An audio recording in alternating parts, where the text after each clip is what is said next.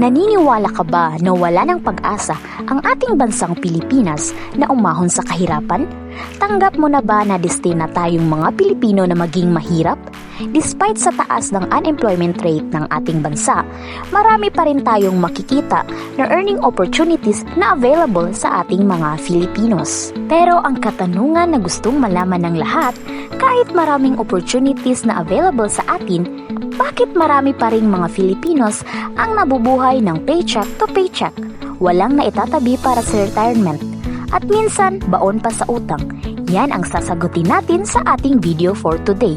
Pag-uusapan natin ang 7 financial mistakes na madalas ginagawa ng mga Pinoy at kung paano ito maiiwasan. Number 1. Many Filipinos lack financial literacy kapag pera ang pag-uusapan.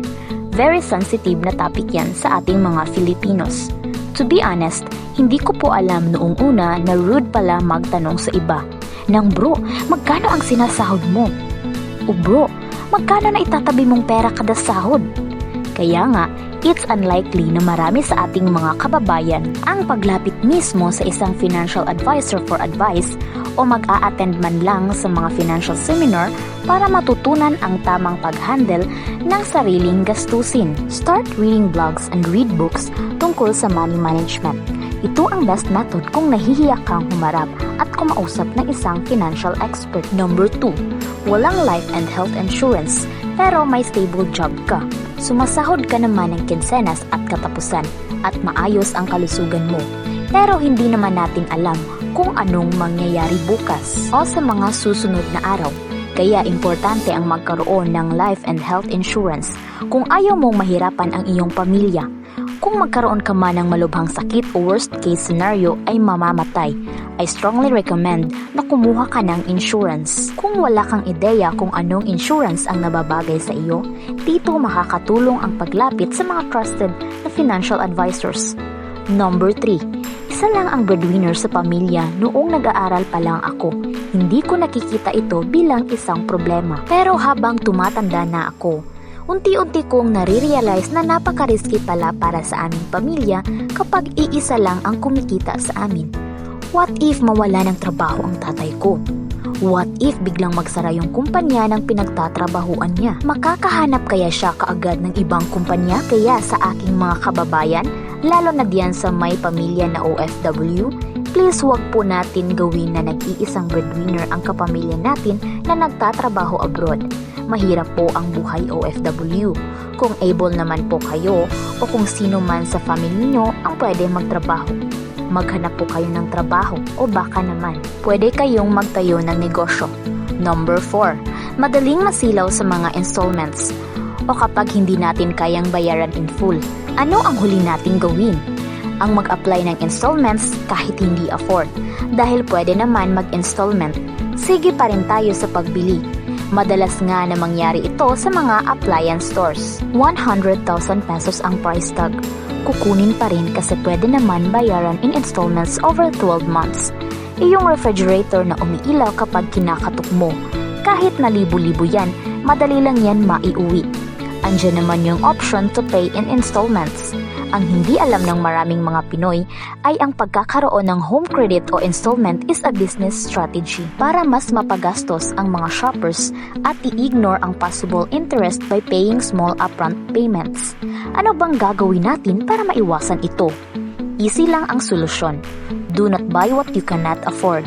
Karamihan sa ating mga utang ay dahil gumagastos tayo beyond our means. Number 5. Filipinos don't take advantage of good debt. Okay, pinag-usapan lang natin kanina na masama ang pangungutang. But not all debts are actually bad. Kung humiram ka ng pera sa bangko para paramihin ang iyong assets mo o palakihin ang iyong negosyo, these are actually good debts. As long as nababayaran mo ang inutang mo on time, nakakatulong ang pangungutang para yumaman ka. Kung confused ka pa rin at nagtataka kung pwede ka bang yumaman sa pangungutang, magbibigay na lang ako ng halimbawa para maintindihan ng lahat. Perfect example ay ang paghiram ng pera sa bangko para makabili ka ng iyong real estate investment. Kunwari gusto mong bumili ng 5 milyong pesos na house and lot malapit sa isang beach and you think this is perfect for Airbnb. Pwede kong iparenta ang mga rooms for short or long term at magkakaroon ako ng rental income every month. Most of the time, wala naman tayong ipon to pay 5 million in full. Kaya ang pwede natin gawin ay lumapit sa bangko at humiram ng pera. Babayaran mo na lang monthly si bangko kada buwan. Of course, as long as malaki ang iyong rental income compared sa mortgage mo monthly, you'll have a positive cash flow sa iyong Airbnb business. And this is one of the secrets na ginagawa ng mga mayayaman.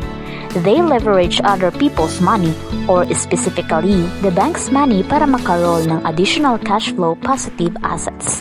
Number 6. Bahala na mentality. Ano ba ang isang popular expression nating mga Pinoy? Ito yung bahala na o bahala na si Batman. Ito yung usually na sinasabi natin kapag nasa difficult situation tayo at hindi natin alam kung ano ang gagawin. Unfortunately, yung ganitong mentality affects our financial decisions. Tulad na lang ng paggastos ng biglaan o spontaneous getaways na wala naman sa plano. Kaya pagdating ng araw na magbabayad ng bills, nga tayo, uutang na naman o hihingi na naman ng tulong kay mama o kay kuya. Kailangan natin alisin ang ganitong mentality kung gusto nating maging financially independent. Kaya parati dapat tayo magkaroon ng budget and strictly stick to the budget. Dapat matuto rin tayong mag-no sa ating mga kaibigan o katrabaho. Kung wala kang extra cash para gumala, hayaan mo nang sabihan kanilang KJ dahil hindi naman sila ang magbabayad ng bills mo. Kaya bago ka mag-iya sa paggastos, silipin mo muna ang laman ng wallet o bank account mo. Number 7. Biktima ng lifestyle inflation. Marami sa ating mga Pinoy ang nakaranas nito. Na-promote ka? Sobrang saya mo dahil lumaki ang sahod mo. Ano ang agad-agad mong gagawin? Upgrade ng kotse? Bili ng bagong phone? Ubuk agad ng luxury getaway? We're in such hurry to upgrade our lifestyle. At nakakalimutan na natin unahin ang ating financial well-being.